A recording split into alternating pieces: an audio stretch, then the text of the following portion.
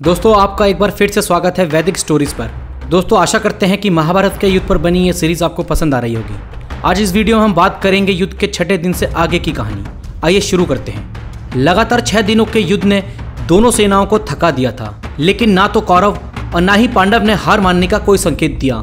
दोनों पक्षों को समझ आ चुका था कि यह युद्ध जल्दी खत्म होने वाला नहीं है। 7वें दिन कौरवों ने मकर व्यूह का गठन किया, जो एक शक्तिशाली व्यूह है। इसके मुकाबले पांडवों ने पद्म व्यूह अपनाया, जो एक प्रभावी रणनीति थी और आक्रमण के लिए भी उपयुक्त थी। 7वें दिन भीष्म पितामह कौरव सेना के प्रमुख सेनापति बने रहे।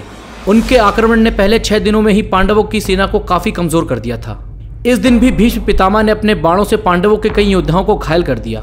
पांडवों के पास भीष्म को रोकने का कोई ठोस उपाय नहीं था और इसी वजह से भीष्म लगातार युद्ध में बढ़त बनाए हुए थे। 7वें दिन की एक बड़ी घटना थी द्रोणाचार्य और धृष्टद्युम्न के बीच भयंकर युद्ध। द्रोणाचार्य जो अर्जुन के गुरु थे, कौरवों की ओर से पांडवों के खिलाफ लड़ रहे थे। धृष्टद्युम्न ने अपनी वीरता से द्रोणाचार्य को चुनौती दी। दोनों के बीच का यह युद्ध अत्यधिक उग्र और रणनीतिक था। धृष्टद्युम्न ने अपने कौशल से द्रोणाचार्य के कई हमलों को विफल कर दिया, लेकिन द्रोणाचार्य का अनुभव और युद्ध कौशल उन्हें एक कठिन प्रतिद्वंदी बना रहा था। 7वें दिन का एक और महत्वपूर्ण पहलू भीम की अप्रतिम शक्ति और प्रतिशोध था। भीम, जिन्होंने कौरव के सभी भाइयों को मारने की प्रतिज्ञा ली थी, इस दिन और भी प्रचंड हो गए। उन्होंने कौरव के 5 और भाइयों को मार गिराया, जिससे कौरव सेना में डर फैल गया। भीम की इस वीरता ने पांडवों का मनोबल बढ़ाया। 7वें दिन अर्जुन ने कौरव सेना पर अपनी प्रखरता दिखाई। उन्होंने अपने पुत्र इरावन की मदद से विंद और अनुविंद को हराया। हालांकि दिन के अंत में भीष्म पितामह ने एक बार फिर पांडव सेना पर दबदबा बना लिया। 7वें दिन का युद्ध भीषण रक्तपात और उग्रता से भरा हुआ था। भीष्म पितामह की वीरता, द्रोणाचार्य और धृष्टद्युम्न का टकराव, भीम का क्रोध और अर्जुन की वीरता, इन सब ने इस दिन के युद्ध को विशेष बना दिया। हालांकि इस दिन कोई निर्णायक परिणाम नहीं निकला, पर यह साफ हो गया था कि यह युद्ध लंबा चलेगा और आने वाले दिनों में और भयंकर होगा। 7वें दिन के अंत तक दोनों सेनाओं को भारी नुकसान झेलना पड़ा, लेकिन दोनों पक्ष का मनोबल अब भी ऊंचा था। महाभारत का 8वां दिन युद्ध के इतिहास में सबसे क्रूर और भीषण दिनों में से एक रूप में याद किया जाता है। अब तक युद्ध ने कुरुक्षेत्र की भूमि को रक्त रंजित कर दिया था। पहले 7 दिनों के संघर्ष में कौरव और पांडव दोनों पक्षों ने अपनी अपनी सेनाओं की अपार हानि देखी, लेकिन हार मानने का नाम किसी ने नहीं लिया। 8वें दिन का युद्ध और भी तीव्र और विनाशकारी हो गया। दोनों पक्षों ने अपने सभी प्रमुख योद्धाओं और संसाधन मैदान में उतार दिए थे। 8वें दिन के युद्ध के लिए दोनों पक्षों ने अपनी रणनीति में बदलाव किया। कौरवों ने चक्रव्यूह की रचना की, जो एक मजबूत व्यूह रचना थी। इसके जवाब में पांडवों ने गरुड़ व्यूह का गठन किया, जिसमें उन्होंने अपनी सेना को 3 स्तरों में विभाजित किया। यह दिन निर्णायक साबित हो सकता था और दोनों पक्षों ने इसे युद्ध का टर्निंग पॉइंट बनाने की पूरी कोशिश की। इस दिन भी भीष्म पितामह युद्ध के सबसे महत्वपूर्ण योद्धा बने रहे। उनकी उपस्थिति ने कौरव सेना को निरंतर शक्ति दी। भीष्म की युद्ध कला और बाणों की बौछार ने पांडवों के लिए हालात और भी कठिन बना दिए। उनके तीव्र प्रहारों के सामने पांडव सेना के कई प्रमुख योद्धा टिक नहीं पाए और पांडव सेना बार बार कमजोर होती दिखी। भीष्म के भयंकर आक्रमण ने कौरवों को एक बार फिर बढ़त दिला दी। भीष्म पितामह के प्रचंड आक्रमण के बावजूद अर्जुन ने धैर्य नहीं खोया। 8वें दिन उन्होंने अपनी पूरी ताकत झोंकते हुए भीष्म का सामना किया। अर्जुन के बाण भीष्म के सामने भले ही न टिक पाए, लेकिन उन्होंने हार नहीं मानी। श्री कृष्ण की प्रेरणा से अर्जुन ने अपने कर्तव्य का पालन करते हुए युद्ध जारी रखा और कौरव सेना के कई योद्धाओं को निशाना बनाया, जिससे कौरव सेना में कुछ घबराहट फैल गई। अर्जुन की वीरता ने पांडवों को एक नई ऊर्जा का संचार किया, लेकिन भीष्म की अपराजय अभी भी एक बड़ी चुनौती थी। युद्ध के 8वें दिन भीम का क्रोध और प्रतिशोध अपने चरम पर था। उन्होंने कौरवों के खिलाफ अपनी प्रतिज्ञा को निभाते हुए इस दिन कौरवों के कई भाइयों का वध किया। उनके गधा प्रहार से कौरव सेना में हाहाकार मच गया और कौरव भाई एक एक करके मारे गए। भीम की इस वीरता ने पांडव के लिए युद्ध का संतुलन बनाए रखा और उनका मनोबल भी बढ़ाया। दुर्योधन भीम के इस आक्रोश से भयभीत था, लेकिन भीष्म पितामह के नेतृत्व में कौरव सेना संघर्ष में डटी रही। इस दिन भीष्म पांडव सेना पर हावी रहे। भीम ने धृतराष्ट्र के 8 पुत्रों का वध कर दिया, जबकि राक्षस अम्बुलुष ने अर्जुन के पुत्र इरावन को पराजित किया।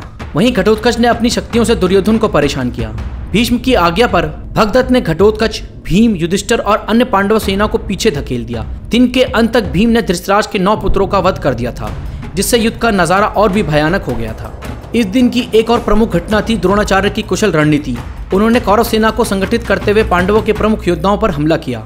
द्रोणाचार्य के नेतृत्व में कौरव सेना ने कई स्थानों पर पांडवों को गंभीर क्षति पहुंचाई। उनके अनुभव और युद्ध कौशल ने कौरवों को एक बार फिर मजबूती दी, जिससे पांडव सेना को पीछे हटना पड़ा। 8वां दिन अब तक का सबसे भीषण और निर्णायक दिन साबित हो रहा था। दोनों पक्षों ने एक दूसरे पर घातक हमले किए, लेकिन कोई भी निर्णायक बढ़त हासिल नहीं कर सका। भीष्म की अजेयता, अर्जुन और भीम की वीरता और द्रोणाचार्य की रणनीति, इन सभी ने इस दिन को विशेष बना दिया।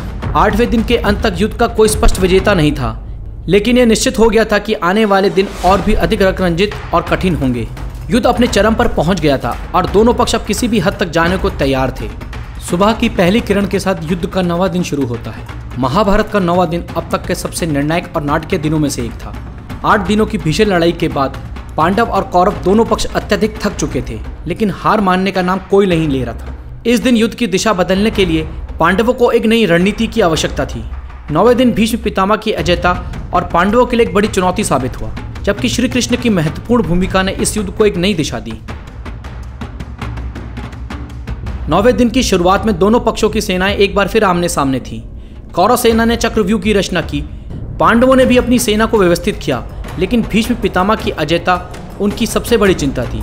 पिछले 8 दिनों में भीष्म की शक्ति ने पांडव सेना के लिए कई मुश्किलें खड़ी की थी और 9वां दिन इस चुनौती का चरम साबित हुआ।